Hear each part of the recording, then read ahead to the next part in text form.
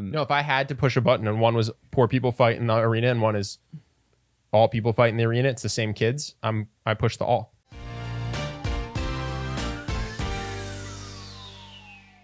Podcast number, who cares? 69. 69. Great. Did you see what Elon did? Yeah, Elon's a meme lord. He dropped the Tesla price to 69,420. He officially, God bless him. yeah, I bet you he sells more because of it. Oh, for sure. Some people are just like, I can't wait. He is the king of memes. Yeah. I want to hop into some scarier stuff than memes. So my brother booted up the PlayStation and saw, do you see the update? No. They are now recording chats. So you know how we'll play Apex and we talk to one another? Oh, shit. I don't know if it's just private, but absolutely with public chats when you're paired into a video game. So one of the things, for those of you who don't know, when you play online today, which is most of the most popular video games are online, you have a headset and it's very common to talk. And what's also very common is to talk shit on people and to scream and curse and say mean stuff. What they are doing is now recording it, and they say it is only for your community safety, only for the protection of you can't hear bad words and that sort of terrifying. stuff. It's terrifying. First of all, I in no way believe that will only record public. That if we make a party of friends that they won't record it, I don't buy that, even if they say so. Yeah, me too. But so I took that. It's terrifying. One of the things those of you who don't play video games don't realize is this is where you get people at their most tilted. Like, imagine if you were on the highway doing 100 miles an hour and somebody cut you off. That's the type of things that people say in these video games regularly. Well, and also there's the shield of anonymity, just like there is with road rage. Also, in between games, it's like you hanging out with your friends. Like, imagine hanging out, having a drink with your friends in your house, in the privacy of your home, but your house has been bugged. Yes. And then imagine all the things you say. By the way, people play video games all the time, multiple times a week. So imagine every conversation you've had in the last year was recorded where you were hanging out with your buddies when no one else was around. Yeah. Like, everyone's political career is over, basically. Yes. Right? So in 20 years, politics is going to be fucking crazy because it's just going to be constantly leaked audios. Yes. This is immediately where my mind went, which is death of privacy. We've been bugged with Amazon Echo. We've been bugged with our phones. We've been bugged with this. And we talked about Donald Sterling in the past. No one cared that he was not aware of the recording that his girlfriend made of him. For those of you who don't remember, Donald Sterling was the owner of the Clippers. His girlfriend recorded him saying some things about black people. He had to sell the Clippers like in a fire sale, basically. If you want a funny perspective on it, Google Bill Burr, Donald Sterling. It's hilarious. But nobody cared that was a leaked audio. People do not care about the provenance of some of these things. And it's very important because what it means is if you can leak a political opponent's thing or somebody who's going for a job or this, you control the world. And it just made me realize that these tech companies are essentially going to be able to wield the mob against anyone they want. Oh, yeah. And I don't think people realize, especially, or at least in Twitter or the comments, they don't realize the awful shit that they say in the privacy of their own homes. Or otherwise, I've never met people that are so Puritan as the commenters. I don't know anyone. Man, woman, child, everyone I know has at some point said something that taken out of context and played for the masses would sound awful. Yes. And I think that we are hurtling towards this world where everything that you've ever said is bugged, recorded, etc. And what it also made me think, like, we live in this strange society where I feel like repression on a societal level is getting higher and higher and higher because we care more and more about what you say than about how you feel and what's going on inside. How you act, what your intent is. So, like, we might eradicate use of the N-word in America and make zero dent into racism. I think that's like... what you do is you hide it. And then people were so shocked when the transition from Obama to Trump came because who knew these people were still out there? And it's like, yeah, they're out there. They're hanging out. They're just not in your face anymore because they don't want to get the backlash. And I think like, people are like, oh no, just drown it out. That's not how repression works. Things that get stuffed down, kind of like a pot with a lid, boil over, get more intense. Well, it's also not how you fix the issue. Like the way you fix the issue is you like that black reporter that hung out with the leader of the KKK. Yeah. That's how you solve things. Like it's overt. It's a dialogue. It's contentious. It's uncomfortable at times. That guy did not enjoy his first time meeting the leader of the KKK. You know what I mean? Yeah. If instead the KKK members all had to like hide and go underground then there would be no opportunity for the black reporter to go meet with them. So you can't change their minds because you'll never find them. 'Cause they're hidden enclaves. Yeah. So you actually, I think, make sure that racism cannot be solved if you make sure that you cannot identify who's racist. Yeah. You know what I'm saying? Yeah, 100% or anything. I mean, this one article just got me thinking so much about like what I perceive as a sickness in our society, which is this inability to myself included. I see so many people concerned with what it is they need to say or perform or post, and seems to be so little concern for doing the right thing independent of an audience. It's always like trying, and I sense this instinct in myself, and I often try to counter it, but how will this be perceived as opposed to what is the impact of the way that I'm treating other people, and can I find a way to care genuinely about that independent of the reporting on whatever it is that I said. You end up with like performative Good Samaritans, which is to say, like, I have a friend who donates a lot of money to mental health psychedelic stuff. Never posts about it on Instagram. No one knows about it. It's not a hot button thing that gets him goodwill. He just does it. It helps the world. You know what I mean? There's so many other people who are just out there in your face screaming about how they are moral, who do nothing to actually make the world better besides share things on their Instagram. Yeah.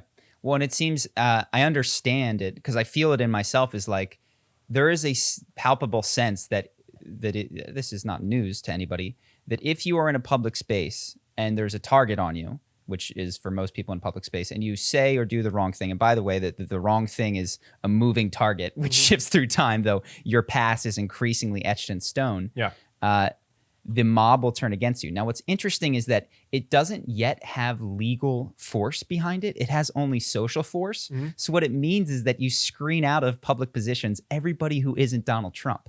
Everybody who isn't used to having newspapers destroy them, tear them apart, hate them, and rip them a new one, does not want to be in those sorts of situations. So you're left only with the Donald Trumps of the world who want to be president. No, it's funny, because at one point it was like, oh, I would never want to be president. It's so stressful. Yes. You know what I mean? You're like, you never sleep. You see them all age tremendously. Yeah. But there wasn't a sense that it was going to come at the cost of airing all your dirty laundry, painting you in a worse light than you deserve. You know what I mean? It wasn't, that wasn't my sense, at least growing up. It's just like, oh, it's a hard job. You got to want to change the world to the degree that you're willing to take years off your life. Yeah. Now you have to be willing to take years off your life and deal with a huge shitstorm coming your way for your family. If you have kids, they're going to catch it. You know what I mean? So yeah, to your point, just makes it so that, I mean, you see 2 80-year-old people are running for office. Like, no charismatic 50-year-old threw their hat in the ring. Not this year, and I don't know when the next time will be. This is something that's tangentially related. I'm not sure if it's significant, but I was listening to Cardi B. Apparently she posted her boobs on Instagram. Whoops. Big mistake. But her response all to the it. free media coverage. No. Poor Cardi. But the response that she said was something, oh my gosh, I'm so retarded. And I was like, Right now, already, I would say that word is one that some percentage of America can be canceled for saying. Apparently not Cardi B. I think Cardi B lives in a world where she can do and say things that most people cannot. She came out and said that she would drug people and rob them. Yes. I don't think the R word's going to get her canceled. Exactly. So I was also trying to figure out in my head, I was like, why here? Is it because she's in entertainment? Is it like, is politics more stringent than entertainment? Is it because she aligns with the political party? Here's I guess the high level question. Everybody's capable of being canceled. Everybody's online. Everybody's got everything. Has cancel culture? How do we pick? Has cancel culture hit hip hop at all? Not really. I mean, even Chris Brown, who beat up Rihanna beyond recognition, seems to have been. Yeah, he bounced back. Bounced back. Yeah. Clubs releasing new songs. Justin, are we missing anyone in the hip hop community who's been canceled because of? I'll give it a quick Google just so we're not talking out of our asses. Eminem, as it, like the whole homophobia thing, which he was basically able to handle with a joke in the interview, just by being like, no, he just completely like that was never heard of again. But that was a great way to handle it, though. So his music, I think hip hop particularly is exempt from having said things that would cancel people in a lot of other industries. Is that fair to say? I don't know. I don't know enough about it. All right. Well, we don't need to Google it right now, but that's my sense. I'm just trying to figure out a heuristic. I don't even know what to Google to come up with this. I don't know. Let us know in the comments if we're missing one. Yeah. It seems like that that area. And also then I go, okay, so what does that mean? It's almost like the people who get canceled are the ones who you're almost better off having a public image more like Dan Bilzerian, which is like, yes, I'm a piece of shit. I go out there, I do all these awful things. And then right now the heat on Dan Bilzerian is that he's been stealing from Ignite company, which may or may not be true. But even if it is, it's not upsetting people. Because it's... No, Chris D'Elia got canceled because he was DMing with a 17-year-old, right? Yeah. I have to believe there's tons of professional athletes who have done that. Or J.R. Smith. Dan Bilzerian must have done that. Like, yeah. Surely there are other people besides Chris D'Elia who have done this. But. Sure. What's his name? James Franco. I mean, he was mocked for it, but never, I guess, and this was a few years ago, but not canceled for it. He was derided and teased, but it wasn't the end of his career, obviously. No, it does seem like who you are. I mean, certainly we would say this, like who you are is going to adjust what people rake you over the coals for. You know what I mean? A politician is going to have a very different set of expectations or things that could cancel him relative to an NBA player. Yeah, I'll have to think on it. I don't have the answer, but I was looking because I just Googled like popular people have been Me Too'd or canceled or whatever. And they definitely fall into particular groups of society. And I don't think it's because comedians, for instance, are more likely to engage in this behavior. I think it's because socially, I think athletes, quite frankly, based on the stories that you hear, are very likely to have the same degree of skeleton in their closet on a per capita basis as a comedian. Rock stars as well. Rock stars as well. But for whatever reason, it's not boiling over, coming up in the same way. Now, that is truly that is a hot take. I haven't sat down and thought about this deeply, but I did notice, I was like, man, there are certain professions that get this harder than other ones. And I haven't noodled my way all the way through it, but it was just an observation. Do you have anything? I've got a hand. No, it's terrifying. Yeah. They're listening to everything, dude. That's really weird too, that's just okay. I guess it's because it's through their platform. Yeah, and it's for your safety. Well, why can't T-Mobile do it? It's through their platform. They why do. Can't Verizon They do. Edward Snowden is in Russia because they do. Everything is always recorded, and the problem, like, we as a society are never going to fight hard enough for it. It's the same thing with TikTok. They're recording everything. Does anyone care? Has anyone not posted? No, it's still valued at $1 trillion. And so what's going to happen is, boiling the frog, it is just going to become commonplace to leak these kinds of things about people. Yeah. Now, my hope is that this is, I guess, the only bright side, is that in a world where everyone is guilty, no one is guilty. I was actually just going to say this. So that when I was interviewing for jobs, it was early era of Facebook. I remember this. And so you had to take Facebook photos down. The red Solo cups. Yeah, you had to take them down. I remember. Now, we just don't pretend as a society that people aren't getting blackout drunk in college. So if a college applicant applies for a job and you look on their Instagram and you see them playing beer pong at 19, that person's not going to lose their job. So at some point, we'll probably just accept that everybody says awful shit in the privacy of their own home, but it's going to take a time. There's going to be casualties of that. Yes. Well, it reminds me a bit of taking an antibiotic. So like the antibiotic in this analogy is the use of private conversation in order to damage someone publicly. If you use it a little bit, it's effective. But as soon as you start overusing it in a population, it just doesn't work anymore. So hopefully that's what happens. Yeah, no, you pointed this out. The biggest thing is that people, for some reason, black out all the times they've said things they wouldn't want public. So it's just going to have to happen to enough people that they go, oh, I guess we could talk about, I'm not guilty of this. Well, it's the some reason, which I think is interesting, is because if the human brain is not intended to, in my opinion, it doesn't perceive truth very well. It perceives advantage very well. Like everything that you're not tuning into the room, you're tuning into the survival things in the room. So when you see somebody that is in the metaphorical stocks for something that they did, your brain is not going like, let's search for all the ways that I belong there too. It's like, let's never find any of those things so that we can put on this facade of just being better than that and anger, so we can fit in with the crowd outside of the stocks and not inside. Yeah. And so it's not a mystery as to why people are always shocked when they hear their own, oh, I can't believe, how could I possibly have said that? It's like, did you say that? 30% of your life is lived like that. Yeah. So this is tangentially related. We spoke a bit about this Rooster Teeth. I don't know a ton about Rooster Teeth. No. Apparently somebody who works there, his name Ryan Haywood, was sleeping with fans, contacting fans. What is Rooster Teeth? It's a YouTube channel? It's like a YouTube conglomerate, I think. This could be wrong. I really don't know. But he was a personality that was contacting fans, sleeping with fans. Some of them were underage, and I just saw this. Sorry, he was sleeping with underage fans? I think so there were many allegations. I didn't read personally any where he slept with an underage fan. I read one where he initially spoke to someone when they were 17 and slept with them when they were 18.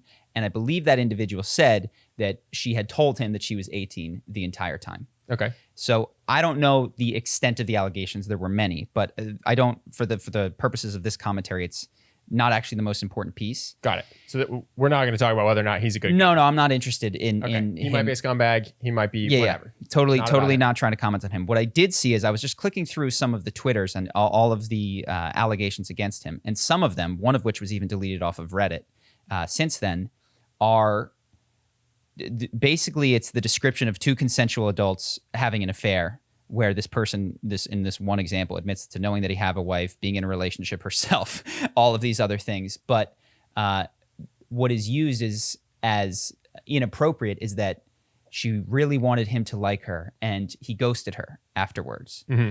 And people, I think appropriately in this particular Reddit thread, were like, you need to take this down. This is nonsense. Like this sounds like two people that, you got involved with a married man and he didn't stick around. Like, surprise. Yeah. You were 27 years old at the time. Yes? You were 27 years old at the time. But what is interesting is that we saw this kind of in the Bryan Callen, is that there can be, and there very well may be with Ryan, a serious, credible claim of wrongdoing. But what happens is that there is then a pile-on of a litany of things that people cannot possibly go through and check. And what it turns into, just like Bryan Callen, is one woman who says, he drugged me and raped me. Yep. And then three other women come forward with allegations that are not as severe. Mm-hmm. But the headline is, 4 women accuse Bryan Callen of misconduct allegations, including drugging and raping. And it gets bundled together. And it's...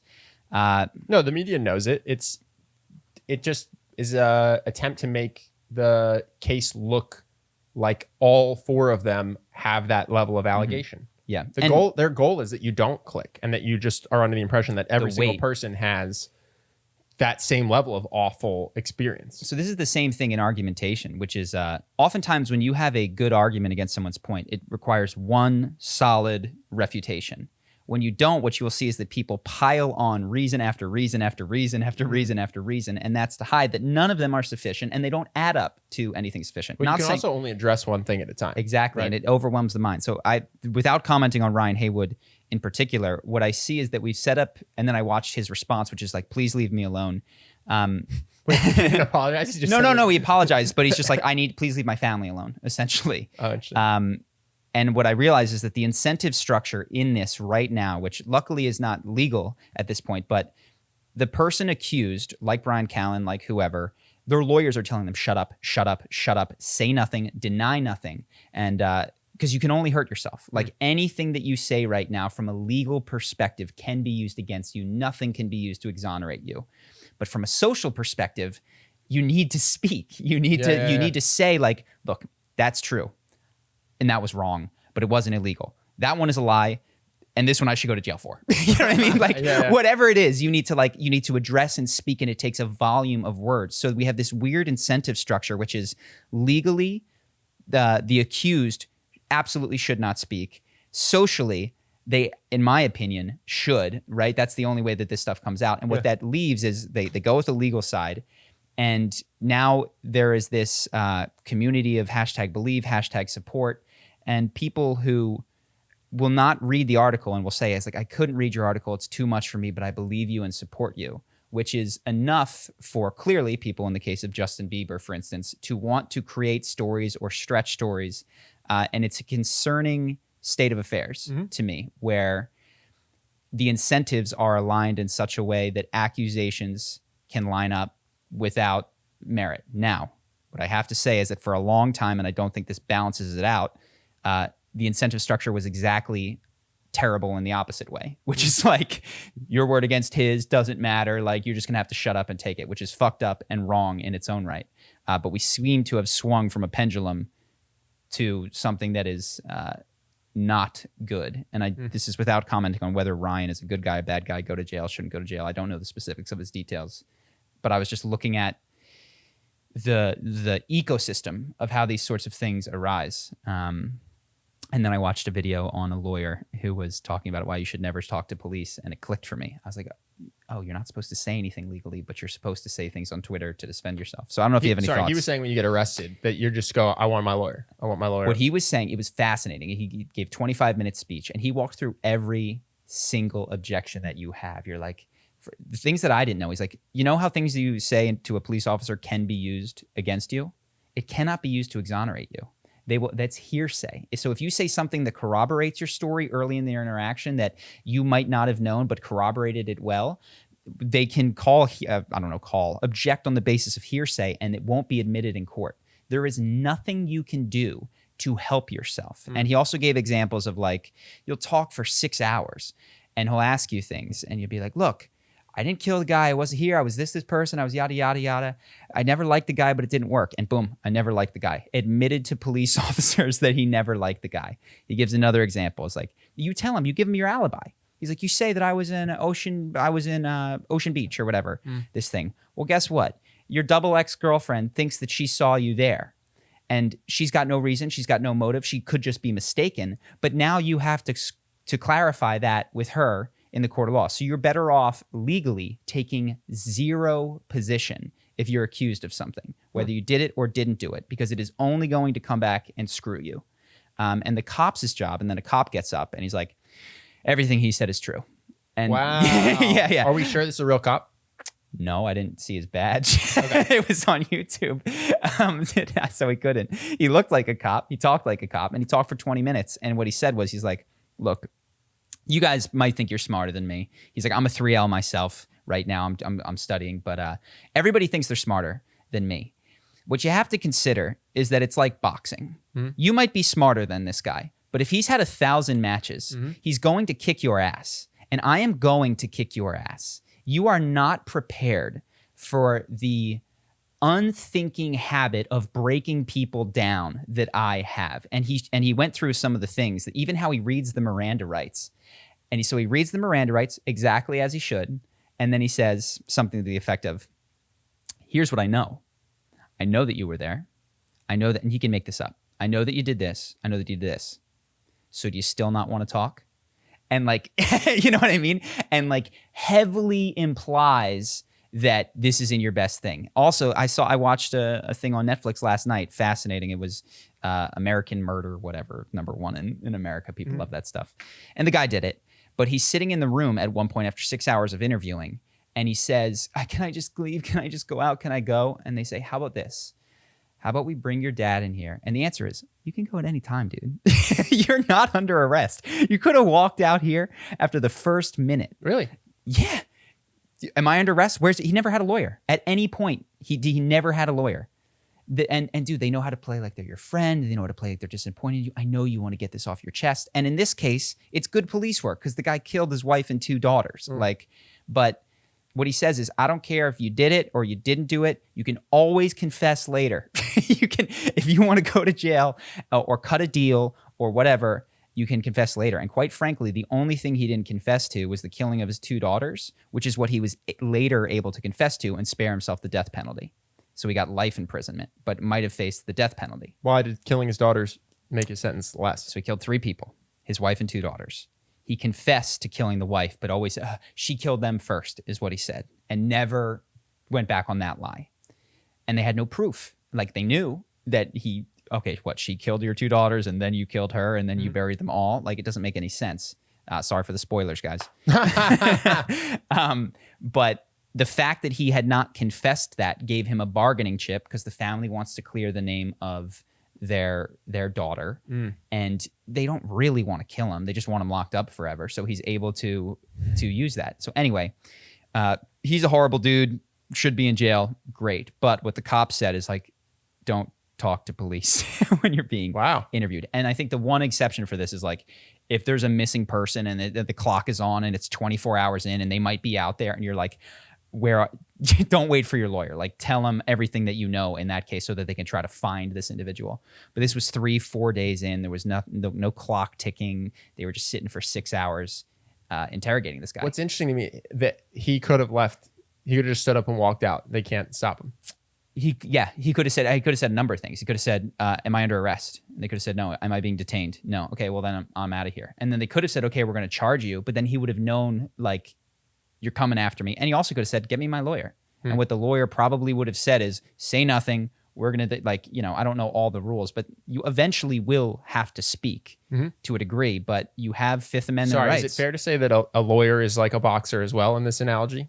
Because I agree, by the way. Oh, yeah. A lawyer. You get a bodybuilder who looks bigger and stronger in a ring than a boxer. The boxer will kick their ass. So my question is, like, if I'm arrested and I'm facing a boxer, is my lawyer allegedly an equally experienced boxer? Yes. And if he's a good lawyer, he's an even better boxer than the local police department. Got it. Yeah, that's the right analogy. Is he said the people that are easiest are the smart guys. And sometimes they are smart, but they talk. You know what I mean? Yeah. They talk and talk and talk and talk. And all they have to do, little things. He talked about speeding tickets. He said, you know why they ask you how fast you're going? Because say the interstate's 55 speed limit. Everyone's doing 65. But you want to lie a little bit because you were doing 75. So you say that you were doing 60. Well, guess what? You just admitted to breaking the law because you're doing 60 and a 55. You're done. Like, he's got you already. Wow. Like, people, he said people, it was just fascinating. He said people are terrible at outright lying except for psychopaths. They can only bend the truth effectively.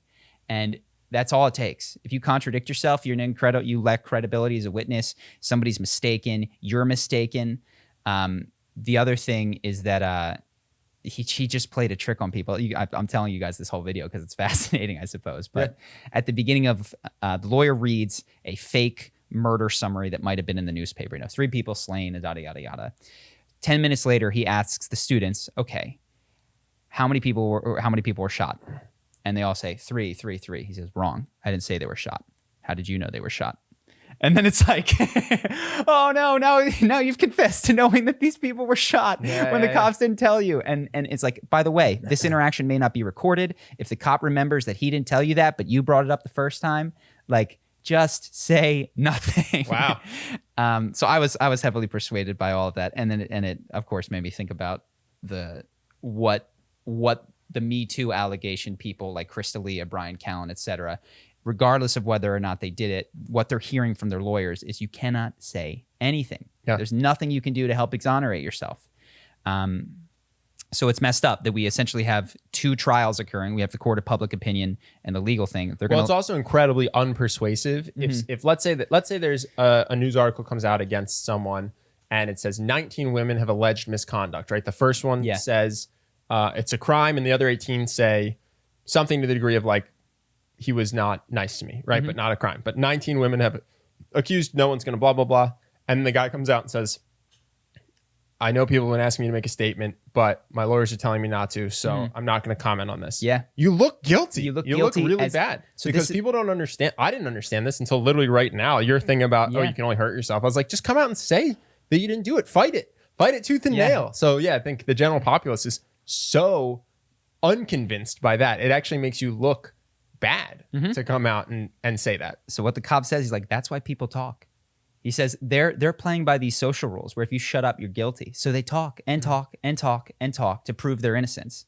And interestingly, there's a ton of things, but there's been the DNA, I forget what it's called, the blank project, where they exonerate people with DNA evidence. 25% of the people they've exonerated confessed to the crime. 25% confessed to the crime, which means that the police got him in there, told him that they had him up a road, this, that, and the other thing. You're going to get the electric chair. You know what I mean? And I'm not saying that's evil policemen. I'm like, this is the system that we have. And what he encourages you to recognize is the police are playing offense. You're not doing a favor by being neutral. Like, you're supposed to play defense. That's how this system is meant to work. The best defense we can get, the best offense we can get. And that's how we believe we'll get to the truth. Well, that was interesting to me so I have a friend who's a lawyer, and I always thought the jobs of lawyers, it was to get to the truth. And he's like, no, the system is set up so that the judge or the jury decide the truth. But the prosecutor is not supposed to decide if he thinks you're innocent or guilty and pursue you accordingly. He's supposed to prove to the best of his ability you are guilty. The defendant is not supposed to take into account if he thinks you did it and should go to jail. He's supposed to the best of his absolute ability, not have you be found guilty, regardless of what they think of you. And so to me, that was always interesting because you look at certain cases that are so cut and dry and how vehemently the defense will defend it or how vehemently the prosecution will prosecute it. It's like their job is not truth. Only the judge is supposed to do that, or only the jury is supposed to do it. So yeah, it really is a system that for whatever reason it's just decided aggressive offense and aggressive defense is the best way to get to the truth. Yeah. Well, I'll wrap with this right now. But the one, he just takes a Supreme Court justice from back in the day and he has him talking about the Fifth Amendment. And he says, it's such a shame that so many Americans think that the Fifth Amendment is an admission of guilt. It is there for you. It is there to protect you from a tyrannical government. It is your right. Please use the Fifth Amendment. Yeah. Like, that's what it's there for. Well, how could you not in a jury, though? You know what I mean? You're a juror. We've never had this podcast conversation. You're coming in with the legal knowledge you had a half hour ago, right? And you're on the jury and they say, where were you the night of the murder? And you go, I plead the Fifth. As a juror, you're like, this person's guilty as fuck. That's why you don't even take the stand. Yeah. That's why most defendants do not take the stand. I don't know if it's most, but that's why in the movies you never take the stand. No, it's just interesting. I mean, think about it from a juror's perspective. Where were you the night of the murder? I plead the Fifth. Yeah. You did it. Yeah. Like, it's just without a judge telling me, hey, you're not supposed to take, like, my immediate reaction is you're guiltier than you were before you said that sentence. Sure. So yes, effectively, what I noticed in this, and I'm repeating myself, but is that there are two courts occurring. There's legal court, which is why people are silent, and there's the public opinion court. And people decide to lose the public opinion court in order to not go to jail legally, right? And so what that creates is a public opinion court that is tilted. They didn't say anything. Where did Crystalia go? Why did he disappear? Like, what's going on? Shouldn't he say something? You're like, why wouldn't you defend yourself? I've heard that so many times. And again, I don't know what's true of him, but now I have a deeper understanding of he might really want to. Yeah. But well, it's also weird because there's a penalty for defending yourself, it sounds like, but there's not a penalty for going on the offensive. No.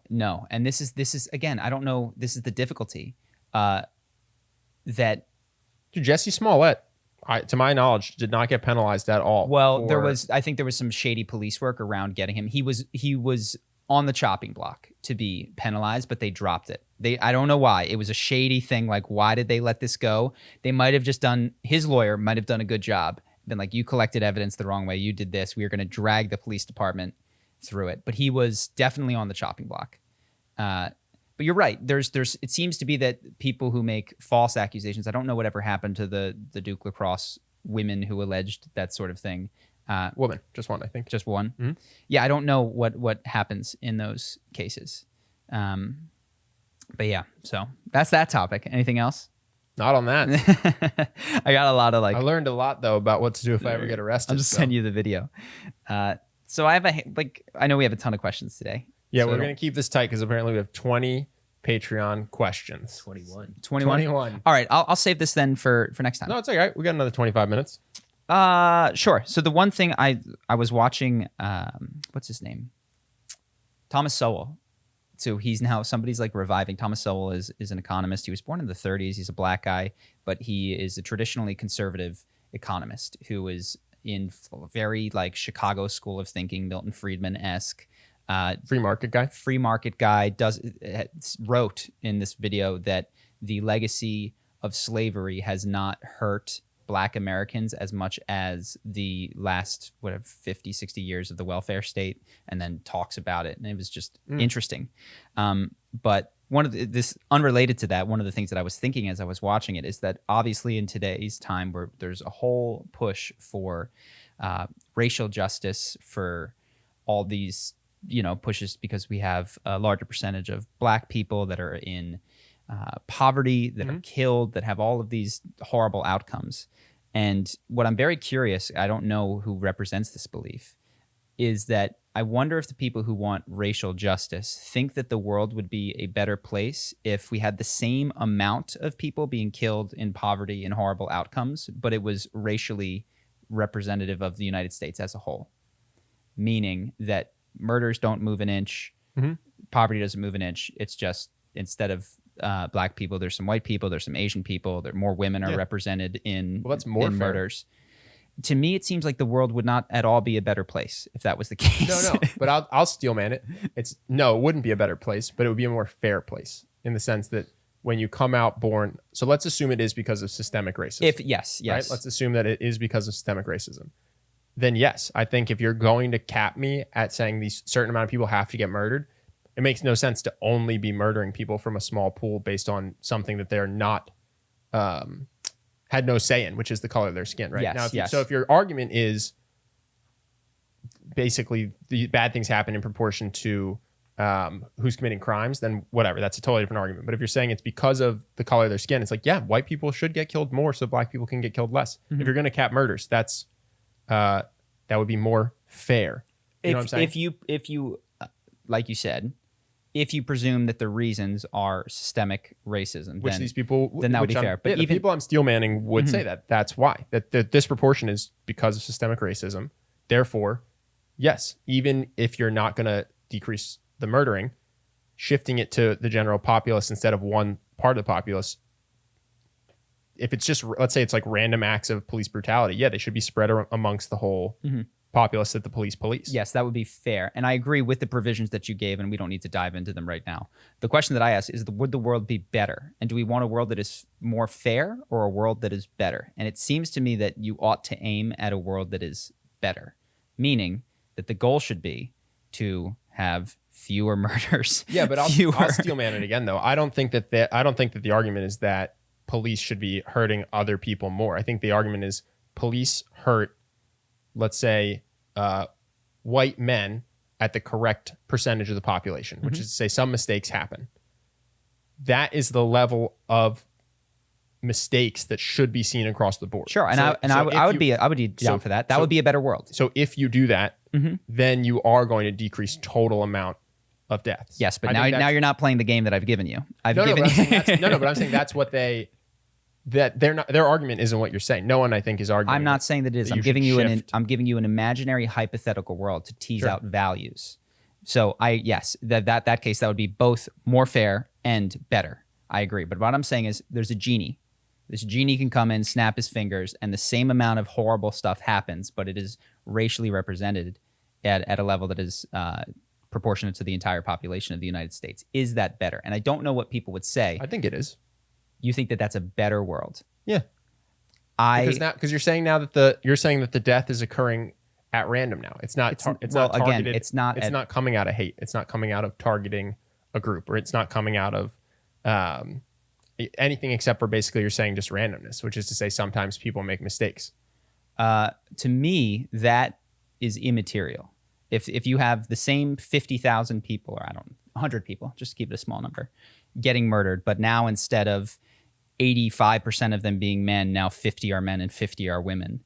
That is not a better world to me. What's more fair if I pick a name? Well, you keep saying fair. I'm saying better. I'm not. Well, I think fair is better.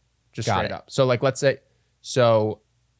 we can pull a name out of a hat, 300 million people, that person gets killed, right? Or we pull a Hoopert out of the hat and that person gets killed, and we're going to do it every week. It actually seems more fair, and therefore I would argue inherently better to go full populace. Interesting. So I guess this might be the difference between you. I don't consider, and we're presuming for the sake of this argument that what is driving these differences is pure and simple racism or sexism or whatever. The whole argument, that's why I'm just trying to steel man the argument. Like the whole argument changes if something besides racial bias is the cause. Because then just to elaborate, then it could still be fair even if the outcome is not proportionate. I understand what you're saying, just for the audience.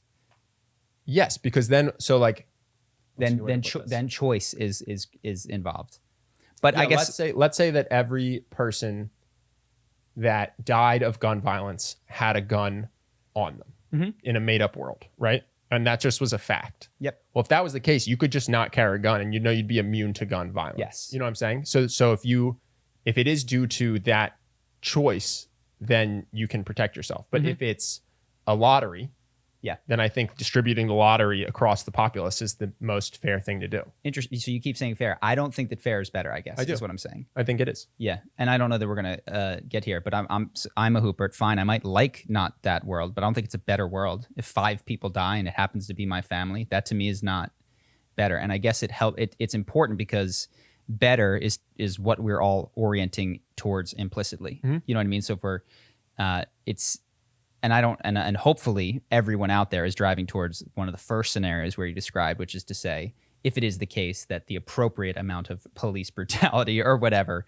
is closer to what you see in the white female cohort, then everybody's would decrease, and it would be both a better and if that's what the system's set up to do, just in a error, human error occurs, and anything above that is not based on error, then the goal is to remove everything that's systemic such that the only thing occurring is error. So then you would have less damage being done. Yeah, if that, and again, these are all like super, super hypothetical genie in a bottle worlds. This is the absolute crux of the disagreement, is like, what is occurring?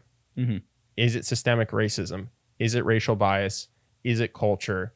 Is it consequences of actions? Like, this is the heart of the issue. And I think that every disagreement comes from different opinions on those topics. Yeah, interesting. I guess I don't, and we don't have to talk further about it because I don't know even how to drive deeper into it, that fair and better are not the same to me. That fair is, I guess if I'm imagining myself in a God's eye view of like, okay, so that one family of Hooperts got wiped out. You know, nobody else was in the lottery. Like, still 5 people died. And it doesn't seem better than if it was 5 randomly distributed people all over the planet. Well, I think this is why the Hunger Games seems wrong, and World War II doesn't, in the sense that, like, the Hunger Games, the poor are forced to fight for entertainment. World War II, the populace is fighting for their country. So if the rich were included, the Hunger Games would be better? I disagree. If they pulled 2 kids from the Capitol, that would be a better world. Well, you'd have a different problem, right? Like, so let's do the Hunger Games, right? Yeah. So the Hunger Games right now it's the death of the poor for the entertainment of the rich. If you were pulling from the whole populace because, let's say, a tyrant was very powerful and could force the whole populace to, then you could have the whole populace uniting to overthrow the one tyrant. Yeah, but that's not, again, this is a genie. They're not going to do that. So what we're saying is same amount of kids. Well, I'm starting just from, you're moving a step beyond. I'm saying 24 kids or whatever in the Hunger Games. Same 24, except proportionate amount from the Capitol. Yeah, I think that's better. Yeah, I think it's not. And we could stop with that. I disagree. Okay. What do you think in the comments? Let us know. Yeah. No, if I had to push a button and one was poor people fight in the arena and one is all people fight in the arena, it's the same kids, I push the all. Got it. Well, in the real world, though, what about if you had the rich kids, wouldn't they be like better nourished? They would be just generally stronger. They'd have an unfair advantage over the poor people. So I was watching a trans athletes video the other day. That I actually think is okay. Like, people have the lives that they have. So, because people were arguing that Michael Phelps has a genetic advantage in swimming. That's of course he does. on par with a transitioned female who's in the women's division now. Got it. So he's saying Michael Phelps to male swimmer is transitioned wrestler. Got it. I understand. To a biological female wrestler. Yeah, he's just that much better. I disagree. And if you want to control for that, then you just don't have sport. Just don't bother with sports. You know what I mean? Because there's just some degree of variance that we're going to have. Yeah, I guess for me, what it is I understand what you're saying. If I had 2 buttons, I'll pick this one, which is indicative that I might prefer this one more. The way that I was thinking about it is, what are we oriented towards? Are we oriented towards representation, or are we oriented towards the abolishment of the Hunger Games? And I understand what you're saying. You're like, look, genie in a bottle. I have 2 buttons. Yeah, that's the hypothetical. This is how this is. Yes. No, and but I think in the real world, I think what people want to see is the amount of accidental deaths be equal across the board, brought to its lowest, because its lowest. That's at least not what the argument is, because you would imagine that. Well, I've never seen anyone say that they want to see more white people beaten. the arguments as they're presented are that the current argument as it's being presented is that would solve the problem, that more white deaths at the hands. Yes, it is. That's a miss. I think that's a miss. So what I hear is that black people represent 13% of the population, but 26% of the police murders. Sorry, but they're not. No. They're not saying that if more white people, they're not saying that starting today, if there was an increase in white people being killed, that would solve the problem. What they're saying is if they looked across the board and they saw the same number of black people being killed, but a proportionate amount of white people being killed, then they would think that there was a problem, but not that the problem had to do with skin color. Well, first off, I think that we're obviously imagining what's going on in somebody else's mind, so we can't know. But the arguments as they are stated is that the problem is the representation and not the absolute number. I think it's just because I don't hear it compared to other countries. Have you ever heard it compared to like? No, but why would you? We have a different. Because that's how you compare absolute numbers of deaths. Is how is our system set up compared to a different system? No, I think what you're saying is assume. And again, for a second, assume that it doesn't correlate with anything else in terms of people's actions or behaviors, right? Then what they're saying is like pick the smallest amount of errors. That's how many are errors, right? So you just look at white women. That's how many errors occur. Okay, so if that's errors, then anything above errors is something that's not an error. I actually think we can all agree with that, right? And then it's like in this hypothetical. No, world. even in real life, right? No, because white women obviously don't commit as much crime as anybody. So that's not an error necessarily, though. That's putting police into a higher risk scenario. You know what I'm saying? Like errors, just people living their lives, misunderstandings. You'd think should be the same from whatever the lowest thing is. And so then when you see an increase from white women to black men, something is happening. The question is what's happening? Is it because it's based on crime demographics? Is it because it's based on racism? But something besides just random error is occurring, right? So that's what they're saying is like, let's get all the numbers down to random error. And so the counter argument is it's not based on race. It's based on something else, like number of times police are put in jeopardy by that demographic. But what they're saying is that's not what it is. It's racism. And so if you thought that, then you would want to drop it down to the random error amount. Yeah. I guess what's hard here is that we're both talking for people that are not present right now. We're speaking of an amalgamation of opinions. But the reason that I had that question is because I have not... the representation is the key linchpin upon which it is, and not that it is. But I think that's because absolutely too high. No, but I think it's because it's a simple thing to point to show that it's not fair. I think that's just conversation you have to shorthand. Like to have this conversation every time is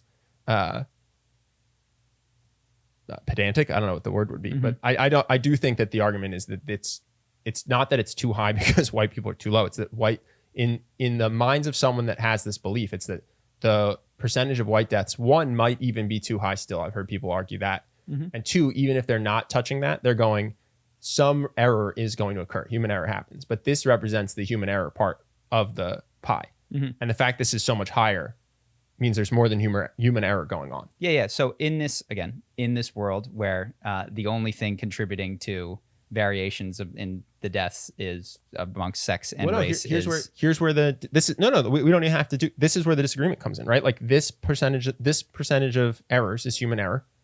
This is higher than what you see in white women. This is higher than human error, and I think both sides agree.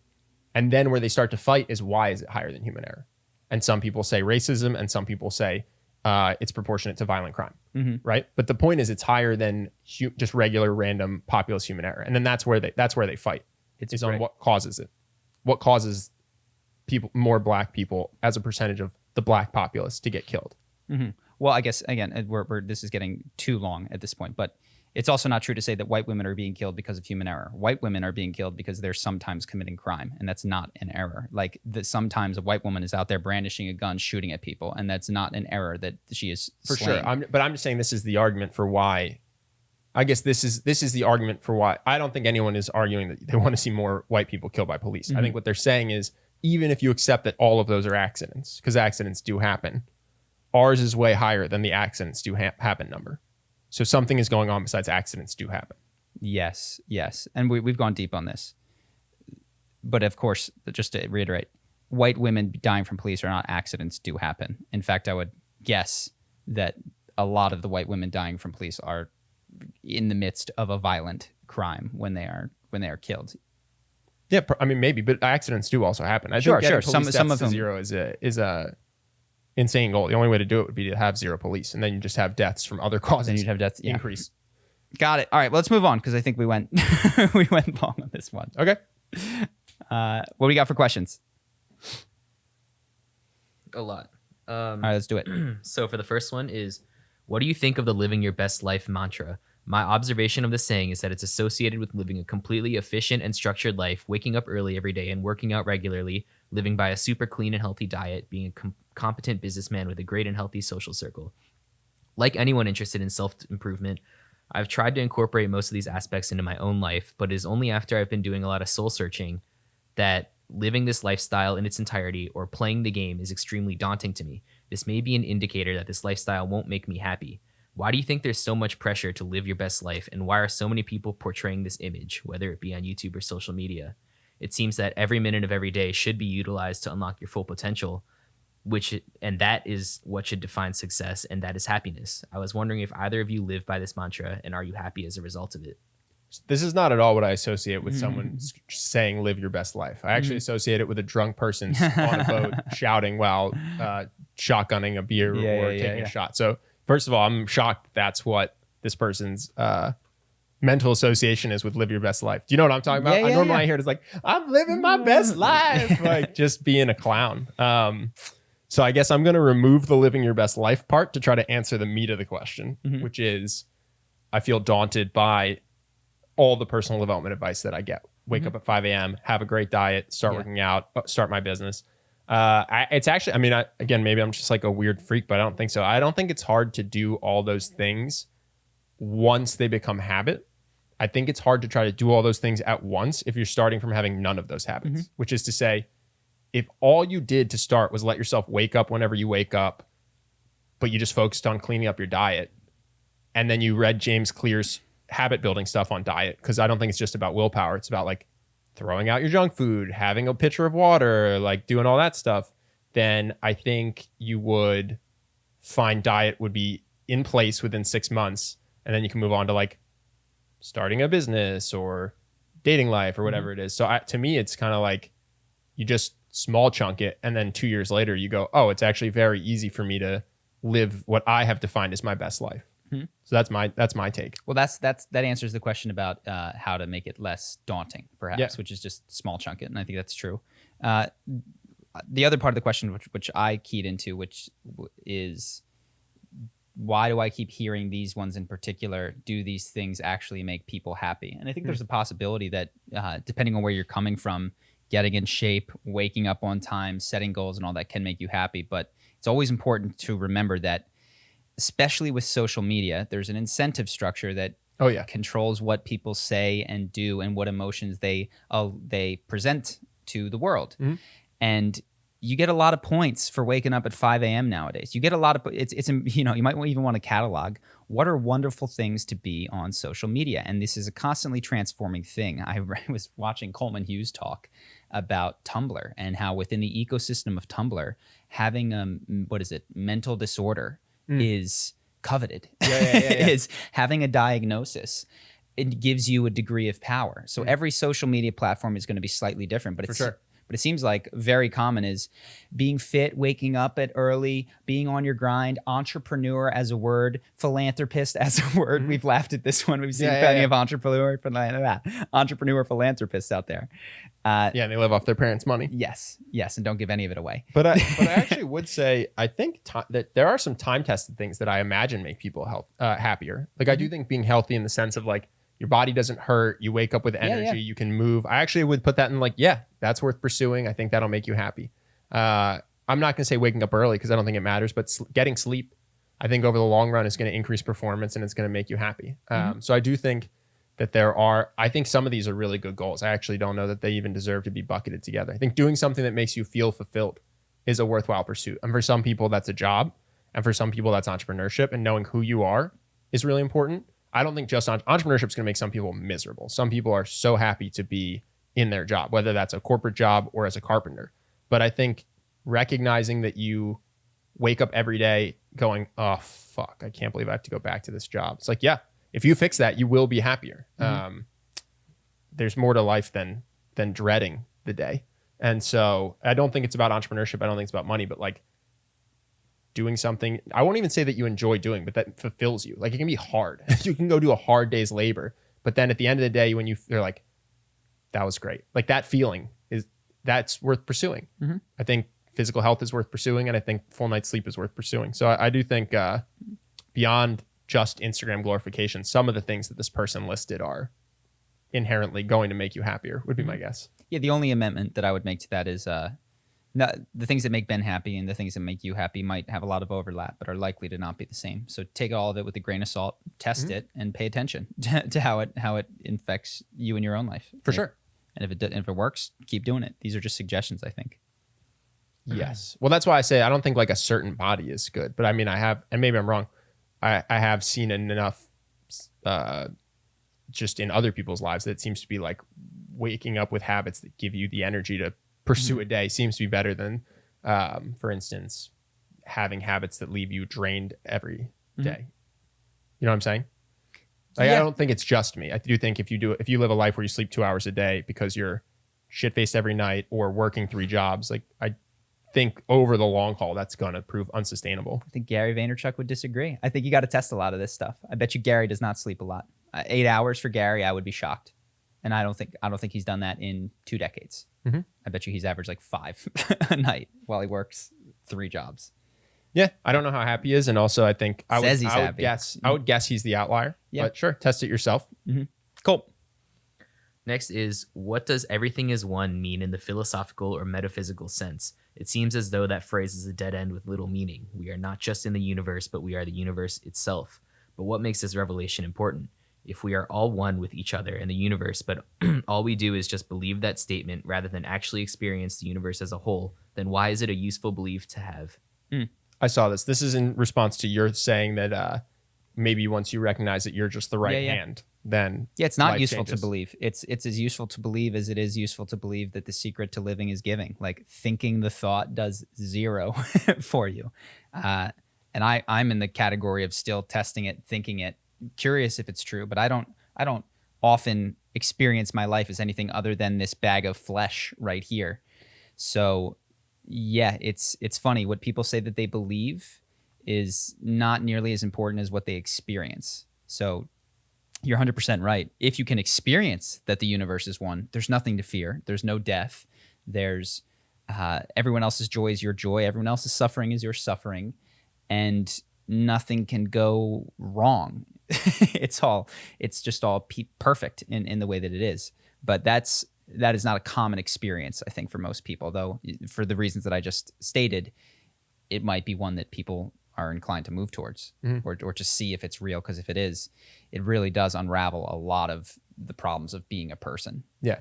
But the only thing I would say is around the word belief, which is I think if people say that they believe something, but then their actions don't bear it out, they think it, but they don't believe it. So if someone believes in the Bible, but has premarital sex, they do not believe in the Bible. They may believe parts or they may think parts, but sex is not good enough to risk eternal damnation. So I think to believe this is not the same as to post it on your Instagram or to say it out loud in a seminar. That's all I would say. I think if you would see it borne out in their actions, they would behave as if they really felt this in their core. And I think you would tell immediately who felt that they were part of a bigger universe and were one with the universe versus who says it and then acts exactly like an autonomous individual who didn't think they were a cell in a bigger organism would act. Yeah, 100%.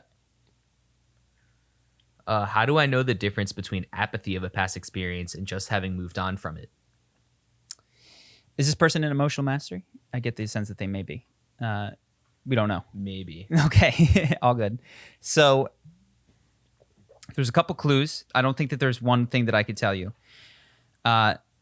Humans, with regards to trauma, are similar. So if you were in a war zone and you feel apathetic about your experience and it just doesn't bother you, or you were raped or you were abused as a child and you just never really bothered you, high chance it's apathy. High chance it's apathy. And that it's an adaptive apathy, which is good for you for a period of time, but at this point in your life might be worth doing therapy or something else because it's likely creating problems in other areas of your life. So that's one thing, is that if you have a history of highly traumatic experience that just never really bothered you. What if it bothered me and I worked on it and now it doesn't bother me? Well, I think all of this has layers, right? So there's like just permafrost apathy, which is I haven't felt it at all. Then there's I worked on it and I worked on it more, and so it's degrees of that is what I would say. That you've likely unraveled some of it and handled some of it, and maybe would benefit from more, maybe wouldn't. I don't know where you are in your thawing of the ice, if you will. In terms of other things, I think it's if there's a genuine sense of forgiveness, if there's another person involved, is a good thing. If there's a sense that you can't go there or can't think about it or just piss you off too much to think about, that can be like the beginnings of feelings which haven't been worked on. But oftentimes the things that you've moved through in your life, whatever it is, if you have gone through it, you recognize that everything that was the case contributed to you being where you are now, and that often leads to a immediate sense of forgiveness because it's like it's all good, like turned out good and I'm happy. So those are just two things off the top of my head. Do you have any others? No. What if you don't like where you ended up? Well, it's likely worthwhile going back and exploring it and or working on where you ended up and separately. Got it. Cool.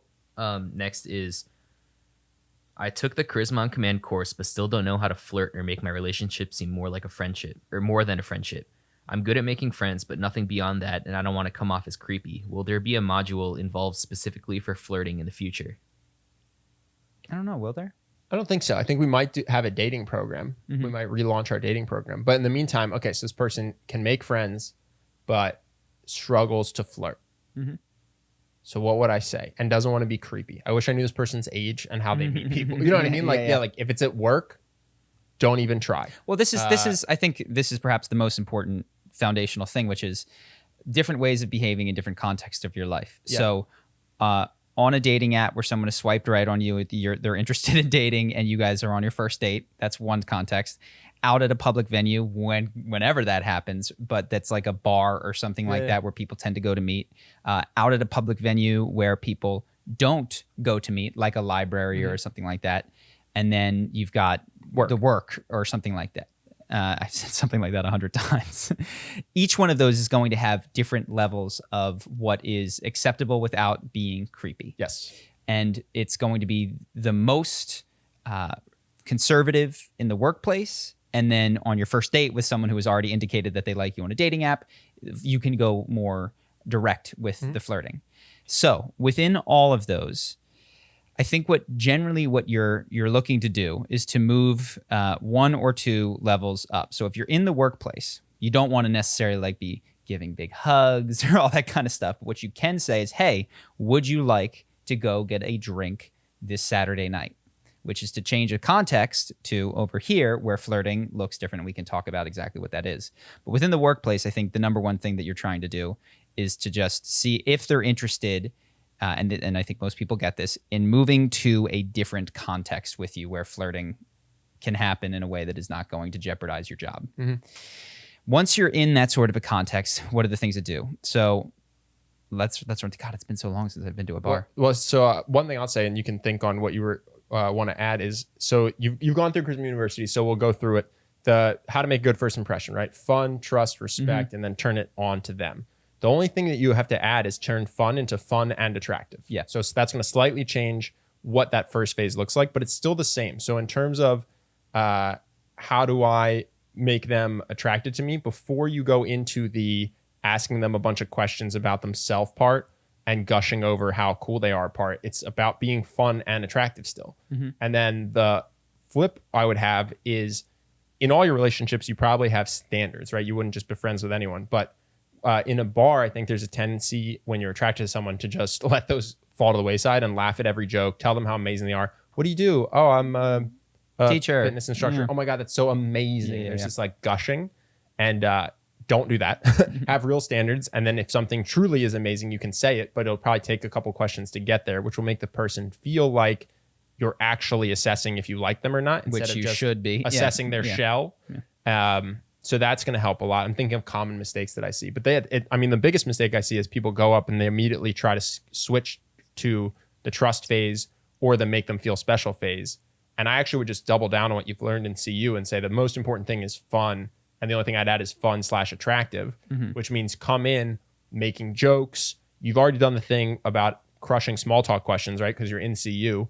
So your answers might be different in the office versus the bar, but that exercise is still what you want to do, which is go to a bar and see what people are asking you. Are they asking you where you're from, what you do? Okay, how can you answer those questions in the ways that we went through so that it's funny or attractive? So it's the same kind of... I want to elaborate a bit on what that is because they're different in different contexts. Well, I'm trying not to give away our whole course. That's fine. If I can give it away in these next 5 minutes, then it's not worth taking. Okay.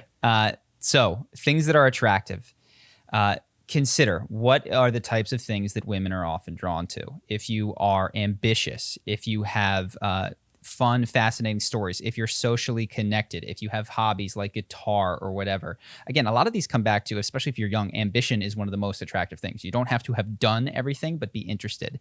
Take the storytelling module where we talk about how to leave clues and threads so that people want to pick up on your story. So yeah, leaving open loops. And we talk about like throwing the Velcro out, right? So when you're telling a story, don't, oh, where are you from?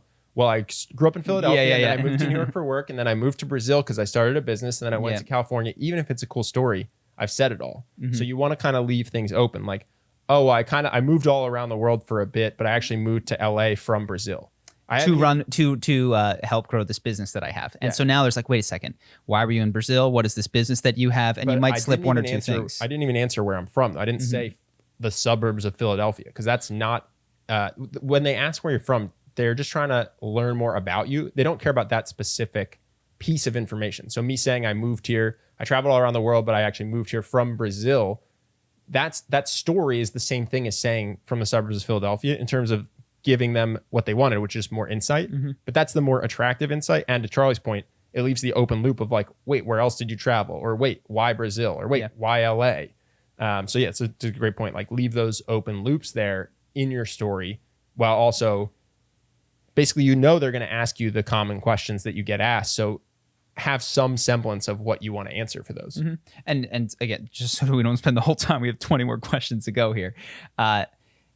I'll give you the broad structures. And as I'm remembering this, context is different. We talked about your contexts. You can do some of this. You can be engaging and fun in any context. You can do this in the workplace. You can talk about your core travels. In fact, that might make someone more open to going out on a date scenario with you.